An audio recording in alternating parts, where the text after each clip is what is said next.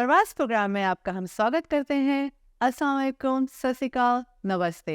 आज हमारे साथ मौजूद है सना, जो कि साइकोथेरेपिस्ट हैं, और ये हमें बताएंगी कि मेंटल हेल्थ के बारे में कि ये क्या है और इसके क्या हम प्रिवेंशन कर सकते हैं। मेंटल हेल्थ के बारे में सबको पता है, लेकिन इसमें बहुत सारी इन्फॉर्मेशन जो प्रोफेशनल है जो कि आपको बताएंगी। अस्सलाम वालेकुम सना, Assalamu alaikum. क्या हाल है आपके? Alhamdulillah. Thank you so much for having me. My pleasure.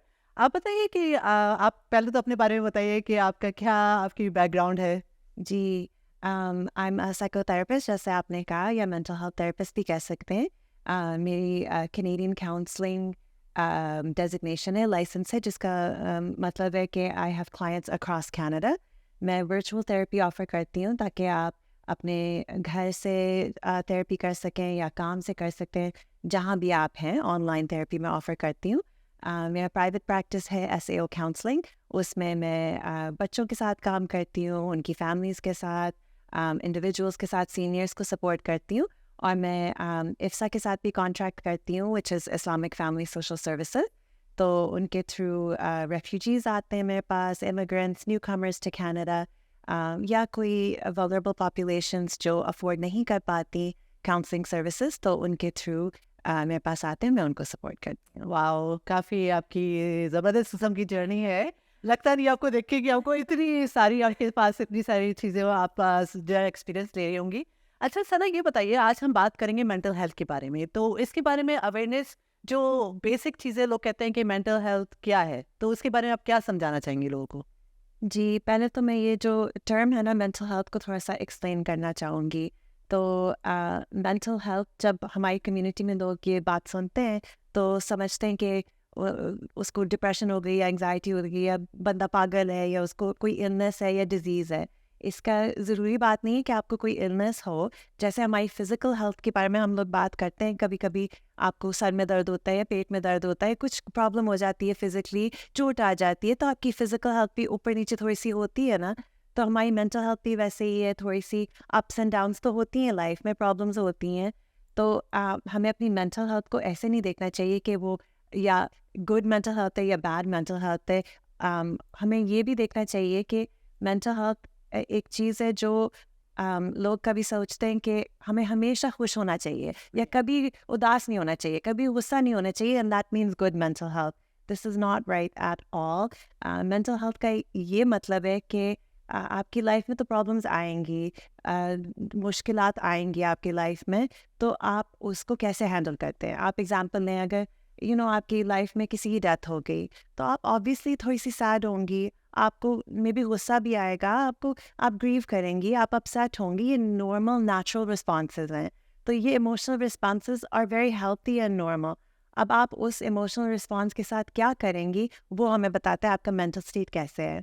तो अगर आप जैसे इस एग्जांपल में आप ग्रीव कर रही हैं, आप उस ग्रीफ को थोड़ा-सा एक्सप्रेस करेंगी, आप रोएँगी, आप अपनी घर वालों से बात करेंगी या आप अपने फ्रेंड्स के साथ सपोर्ट लें, ये बहुत नॉर्मल चीज़ है। या आप थोड़ा-सा अपने आप को आइसोलेट कर रहे हैं, आप अपनी घर की चोर्स नहीं कर पा रहे, आप काम नहीं जा पा रहे, आप कुछ नहीं कर पा रहे, आप बिल्कुल आइसोलेट हो गए, आपने खाना-पीना छोड़ दिया, सोना छोड़ दिया, तो फिर हम इसको थोड़ा-सा क्लोज़ली देखेंगे कि आपकी मेंटल हेल्थ थोड़ी-सी सफ़र कर रही है अब।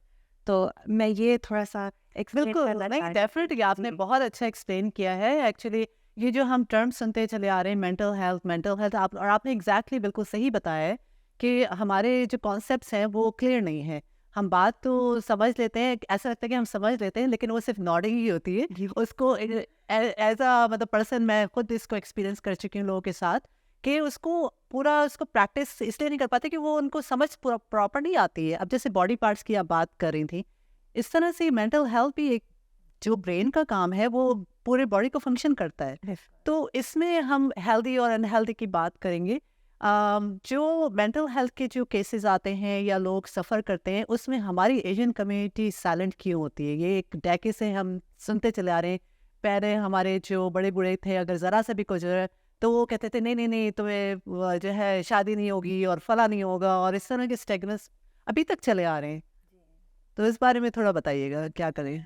जी, जैसे आप कह रही हैं ना, हमारी कम्युनिटी में लोग थोड़ा-सा उनमें झिझक होती है, हेजिटेशन होती है कि वो हेल्प नहीं सीख करते अपनी। साइलेंटली जो आप कह रही हैं ना, सफ़र करते हैं कि क्योंकि ये लोग कुछ लोग हमारी कम्युनिटी में ये उनमें होती है कि ये वीकनेस दिखाई जाएगी ना, और या तो लोग क्या कहेंगे बाहर जाके अगर सुनेंगे कि ये सपोर्ट ले रही है बाहर से, या ये डॉक्टर के पास जा रही है या साइकोलॉजिस्ट के पास जा रही है, लोग क्या कहेंगे अगर सुनेंगे ना। लेकिन ये हमने थोड़ा सा स्टिग्मा ब्रेक करना है। हमने जैसे मैंने कहा ना, मेंटल हेल्थ तो आपके ऊपर नीचे सबकी जाती है, तो बहुत नॉर्मल बात है। अगर कोई आपकी प्रॉब्लम है लाइफ में, आप थोड़ा सा सैड है या गुस्सा आ रहा है या आप ग्रीव कर रहे हैं, ये तो नॉर्मल बात है ना। आप ह्यूमन ही तो है ना, हम सब इंसान ही तो हैं, तो ऊपर नीचे तो होती है ना। तो जो मैं कह रही थी पहले कि आपकी जो फिजिकल हेल्थ है आप उसको इम्पोर्टेंस देते हैं, और आपने अपनी मेंटल हेल्थ को भी उतना ही इम्पोर्टेंस देना है। मैं एक छोटा सा एग्जांपल आप दूंगी। अगर आप सुबह उठी हैं, लेट्स से फॉर एग्जांपल, और आपके बैक में बहुत दर्द है, और आप को नहीं पता कि ये बैक पेन कहाँ से आया है, आप फिर उठ के क्या करेंगे? आप देखेंगी कि मैंने गलत तो नहीं सो गई, क्या हो गया? तो फिर आप शायद थोड़ा सा स्ट्रेच करेंगी, हॉट शावर लेंगी, या कोई हीट पैक लगाएंगी, आइस पैक लगाएंगी, है ना। आप जो भी आपके घर में आप करेंगी। फिर अगर वो थोड़ी देर के बाद फिर भी ठीक नहीं हुई बैक पेन, तो आप कोई दवाई लेंगी ना, टाइलेनॉल, एडविल, जो भी आपके घर में आप लेंगी।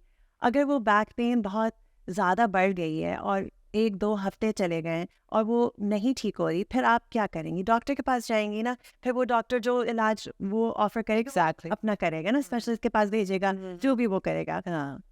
ये बिल्कुल नॉर्मल बात है ना, था कोई अजीब बात तो नहीं है ना। हम जो अपनी फिजिकल हेल्थ को इतना सीरियसली लेते हैं, तो कोई नहीं कहेगा कि ये अजीब बात है कि आपने ये सारी चीज़ें की। तो हम अपनी मेंटल हेल्थ को भी ना इतनी इम्पोर्टेंस देनी चाहिए। तो अगर आप देख रहे हैं कि आप बहुत ज़्यादा डिप्रेस्ड हैं, आपको एंग्जाइटी हो रही, या आपकी रिलेशनशिप में भी प्रॉब्लम्स है, ज़रूरी नहीं है कि आपको डिप्रेशन या एंग्जाइटी है। ये भी हो सकता है कि आपकी रिलेशनशिप में कम्युनिकेशन प्रॉब्लम्स हो रही हैं, या काम पे कोई इशू है, या आप तो ऐसी कोई अपसेट कर रहा है और आप घर में कोप नहीं कर पा रहे। आपके जो कंट्रोल में घर पे है ना, जैसे मैंने कहा बैक की प्रॉब्लम आप घर में पहले रिजॉल्व करना चाहेंगे।